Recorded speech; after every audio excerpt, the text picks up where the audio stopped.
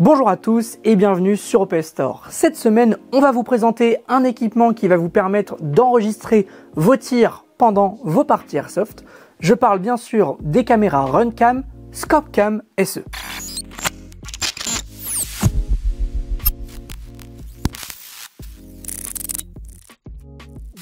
Pour commencer cette vidéo, avant de faire l'unboxing, on va regarder les différences entre ces deux modèles.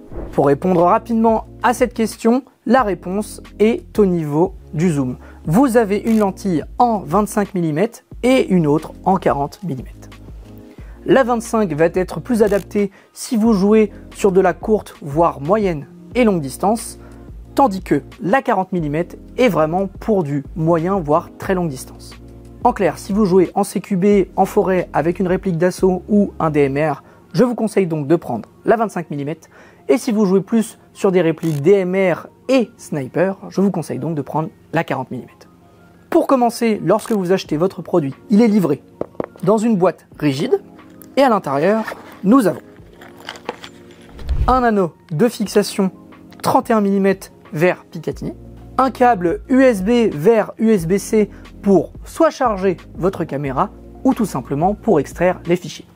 Et dernier accessoire, un petit switch déporté qui se connecte sur la prise USB-C pour vous permettre de déclencher votre caméra. Et bien sûr, pour finir, la RunCam ScopeCam SE. Au niveau des matériaux utilisés pour la conception de cette caméra, on retrouve de l'aluminium CNC avec du polycarbonate, aussi bien sur la version 25 mm que sur la version 40 mm. Au niveau des résolutions, vous allez pouvoir filmer en 1080p avec une fréquence d'image allant de 30 fps jusqu'à 60 fps.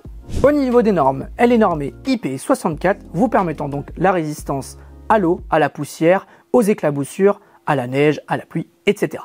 Au niveau de la batterie, vous avez un minimum de 200 minutes. Alors je vais m'expliquer pourquoi un minimum. Si vous filmez en 1080p 30 images par seconde, vous allez avoir une autonomie de 249 minutes. Par contre, si vous filmez en 1080p 60 images par seconde, vous allez avoir une autonomie de 200 minutes. Et bien sûr, quel que soit le modèle, autant pour la 25 mm que pour la 40. Ces deux caméras sont équipées d'un système de pré-record. Alors je vais m'expliquer pour ceux qui ne connaissent pas vraiment ce que c'est un pré-record. Le pré-record, c'est le fait d'enregistrer sa caméra avant d'avoir appuyé sur le bouton. C'est-à-dire, si vous devez rentrer dans une pièce ou alors une action va se jouer devant vous et que vous déclenchez le petit bouton vous permettant d'enregistrer, eh bien la caméra va enregistrer les 15 secondes avant le démarrage de votre enregistrement. Ainsi, si vous devez utiliser cette caméra et que malencontreusement vous appuyez sur le bouton et que vous touchez votre cible ou une action vient de se dérouler juste devant vous, eh bien l'action ne sera pas perdue puisqu'elle aura enregistré les 15 secondes avant le déclenchement. Elles sont équipées d'un système Wi-Fi vous permettant de connecter ces caméras sur votre smartphone ou une tablette afin d'effectuer vos réglages avant de lancer vos enregistrements. Pour les dimensions, on est sur une longueur totale de 12,8 cm pour la version 25 et pour la version 40, on est sur une longueur de 14,5 cm. Toutes les deux possèdent le diamètre de 31 mm. Lorsque vous allez exporter cette vidéo, elle sera au format MP4. Pour vous permettre d'enregistrer vos meilleures actions, vous allez devoir équiper cette caméra d'une micro SD avec une capacité maximum de 512 Go. Au niveau des ISO de l'optique, vous êtes au minimum à 100 et au maximum 3002, aussi bien sur la version 25 que 40. Même chose pour le shutter, peu importe les versions, il va de 1/60 jusqu'à 1 millième. Et pour finir, dernière caractéristique, au niveau du poids, avec l'anneau, on est sur du 223 grammes. On se retrouve maintenant pour regarder les différents boutons qui sont sur cette ScopeCam. Ah, vous allez voir, c'est très simple. Vous en avez deux, ainsi qu'un port USB-C. Le port USB-C se trouve derrière ce petit cache. Il a trois fonctions. La première, recharger la batterie interne. Ensuite, exporter les fichiers de votre carte SD. Et pour finir, vous pouvez connecter le déporté qui se fixera aussi sur cette prise et qui vous permettra de déclencher aussi l'enregistrement. On observe un bouton juste en dessous de la prise USB-C. Il vous servira de bouton de record, mais vous avez aussi sur la partie haute un autre bouton qui vous servira aussi de bouton record. Comme je l'ai expliqué, elle est vraiment très simple d'utilisation. Pour allumer cette caméra, le bouton qui vous sert de record à l'arrière sert aussi de bouton power. Il vous suffira de rester appuyé dessus pendant quelques secondes.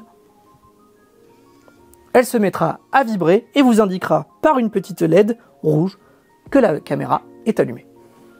Si elle se met à clignoter, cela veut dire que la carte SD n'est pas dans l'appareil. Si vous souhaitez faire vos réglages de cette caméra avant de lancer votre partie, il vous faudra la connecter à votre smartphone. Pour ce faire, il vous faudra donc activer la Wi-Fi de l'appareil. Vous avez juste à appuyer 2 fois sur le bouton Power. Elle se mettra à vibrer et une petite LED bleue apparaîtra pour vous dire que la Wi-Fi est allumée. Ensuite, il vous suffit de vous munir de votre smartphone, de vous connecter sur le réseau Wi-Fi créé par la caméra, de lancer l'application RunCam qui est disponible sur iOS et Android, de sélectionner le modèle ScopeCam SE et ensuite vous aurez accès à tous les réglages de cette caméra. Et voilà, on a fini d'expliquer toutes les caractéristiques et les différences entre la version 25 et 40 mm de la ScopeCam SE. Maintenant, je ne vais pas vous laisser sur votre faim. On n'a pas pu tourner, nous, de vidéos avec ces produits, donc je vais vous laisser avec des exemples que j'ai trouvés sur internet.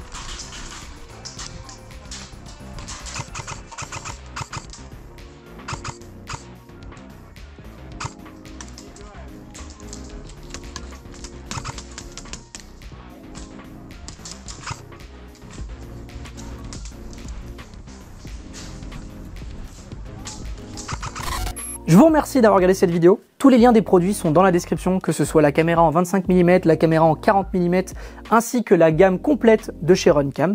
Je vous invite à vous abonner, partager, laisser un petit pouce bleu et un commentaire si vous avez des questions sur ce produit ou sur d'autres produits disponibles sur notre site. Je vous invite aussi à nous suivre sur nos différents réseaux sociaux, que ce soit Instagram, Facebook et TikTok. Et moi, je vous dis à très vite sur opstar.fr.